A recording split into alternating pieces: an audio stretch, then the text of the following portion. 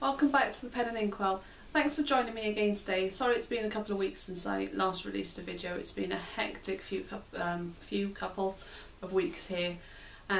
It's been my husband's 40th birthday, so we've been away celebrating that, and we've been celebrating as a family. So again, apologies, but glad to be back. I know I always say this, and I sort of almost feel like I need to apologise for saying this, but I have got something new for you again today, and I suppose that is always going to be the case. I'm not going to do the same thing twice. But when I say something new, I actually mean something really quite new for me.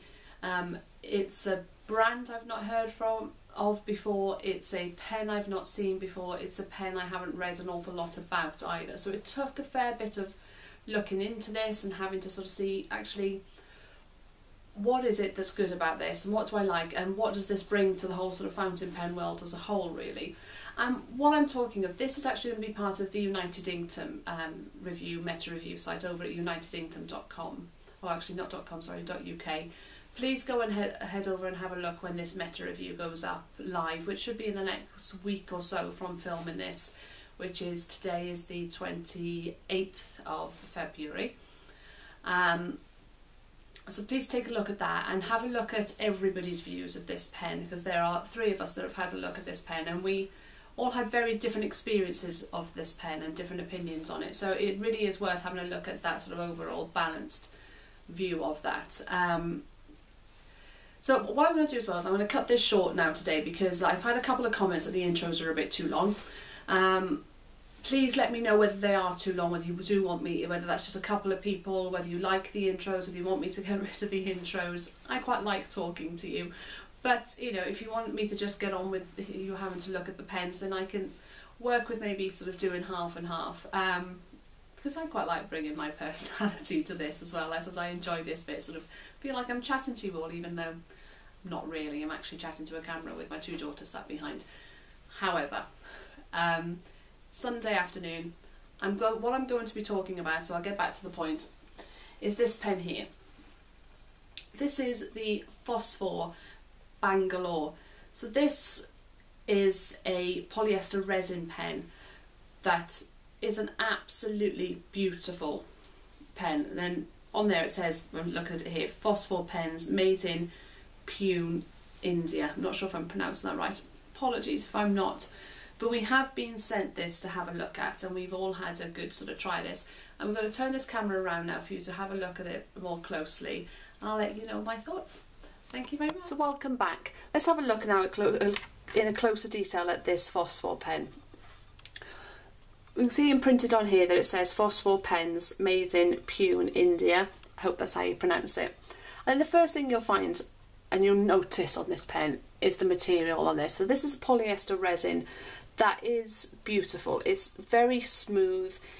There isn't a particular sort of sheet, you know, it isn't very, very shiny, and I don't think there's this sort of huge depth of different colours behind the initial colour, if you know what I mean. Maybe I'm not making that clear. However, the colours and the mix of these colours are very, very beautiful. So this orange here mixed with the grey and the black, I find very attractive indeed. It is a very nice looking pen as far as the colours, the material of this pen is concerned. Quite a big pen. So this is 31 grams in weight with the cap on, and it is 20 grams in weight without the cap. So not particularly heavy, just a big pen, I suppose. Measurements as far as its length is concerned, so it's 161 millimeters with the cap on, posted, sorry. It is 143 millimeters like this, capped, and it's 138 millimeters without the cap. So let's open this up and have a look at it, and I'll let you know as I sort of go along what I've sort of noticed from this. So we'll have a look a little closer, if this will focus. Right, okay, so I think you'll see this now. I have to admit, this bugged me, and it was the first thing I noticed, and it does annoy me. It didn't annoy any of my other colleagues that reviewed this pen, and as I said, this is part of the United Inkdom meta review, so please, so you know, go and have a look. This is just personal to me, and hopefully you'll see what I mean. So it's a screw cap, and I'm still unscrewing the cap. 7 or 8 turns of that cap to get the cap off. For me, it's too much, because if I'm out with this pen, or if I'm sat in work and I need to sort of take the cap off to make a quick note, it's going to take too long. I prefer screw caps. I do prefer screw caps, but 2 turns, 2-3 turns at the most, I think really is ample. 7 or 8 to get that cap off. As you can see here, the threads are there's quite a few of them, and as I say, it's just, you know, it just annoyed me really, I suppose. The cap, I like, let me put this cap back on so you can see the shape of this. I like this sort of, the shape of the pen. I like the fact that the cap is very cylindrical here, very, you know, very uniform in its size. Then this end tapers a little, so the cap is sort of quite pronounced. It doesn't fit into, there is definitely, you know, a jump from that cap. Let's get this cap back off. Right, and another feature that I actually really like on this pen is the fact that this material continues here into the grip section. It stopped me getting some really nice looking pens, which I know is silly, but again, we all have our personal preferences. I'm not a big fan of really pretty patterns or pretty resins and then the grip section being black, plain black. I like this pattern, the material, to continue into the grip section, which this does, so I'm, you know, very happy about that. So if you have a look here, you'll see these colours. They are lovely. So it tapers down, so there's a bit of a step here, and it tapers down to this grip section, which is really quite long. Nib wise, this is a Joe O nib, this is a steel nib, and this is a medium nib. Not my preference as far as nibs go, however, you know, it's a size nibs, but you know, that's just, again, that's my personal preference. I prefer sort of finer nibs, but the nib is beautifully smooth. It's a really nice smooth nib to write with. Two-tone nib, which I think is pretty, and the fact that the gold is on there I think goes very, very well with the material of this pen. It's a cartridge converter, so I'll take this off. Cartridge converter in there.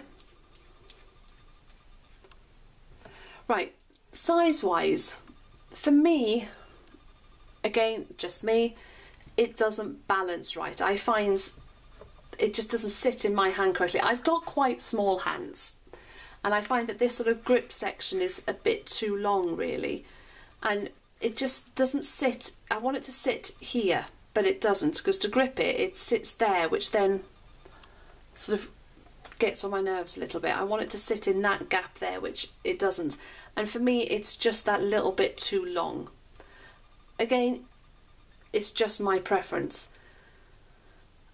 As far as it's aesthetically, it's beautiful. This retails, I mean, we had this from Europe, so this is 140 euros, the closest retailer that we found for it. So just over the £100 mark, probably 110, 115 pounds by today's exchange rate. Which is, you know, over £100 for a steel nib pen takes some consideration, and you know, you can buy gold nib pens for that. However, the material on this is more special. You can see that the cost of that, and it has been finished very well. The threads are very good, they're very tight. If this doesn't bother you, that sort of turning and unturning of the pen doesn't bother you. But it has been finished to a very high standard. It also comes in different colours, because I did see one of these at the Southwest Pen Show in a blue colour, a very pale blue colour, looked very much like a sort of clear ocean with white patterns running through it, which I thought was very attractive as well. As you say, £115, personally I wouldn't pay it. I wouldn't be one I would choose to add to my collection as it currently stands. If they can do something about these threads, it may be that I'd change my mind. I do actually prefer a clipped pen as well. This doesn't have a clip on there, but again, personal preference. I know there's a big sort of fashion at the moment, and there's a lot. I've started seeing a lot of pens that haven't got clips on them, but some of them sort of have stoppers or something at least. But this does sit still. So let's do a very quick writing sample just so that you can have a look, and then I will leave you alone for this video. So this is a Fosfor pen, and this is a medium nib.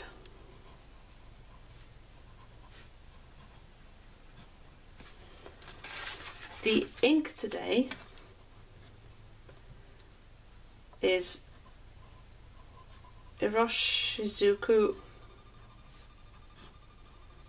Do we pronounce that Yuyaki or Yuyake? Beautiful orange that goes very, very well with this. Take that out for you to see it see it all in one. It is a standard medium nib.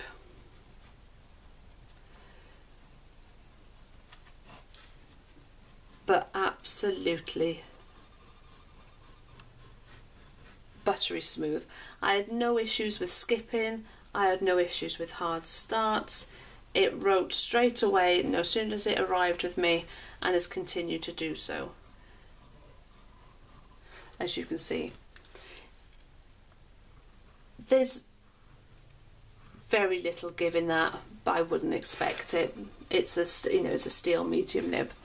So there you go. Any questions you've got though, please drop a line, and please head over to the unitedinkdom.uk to have a look at that when the meta review comes up, and see what Scribblemon Bozo thought of it, and see what Ian Headley thought of it at Pens, Paper and Pens. His review I think is already up on his site.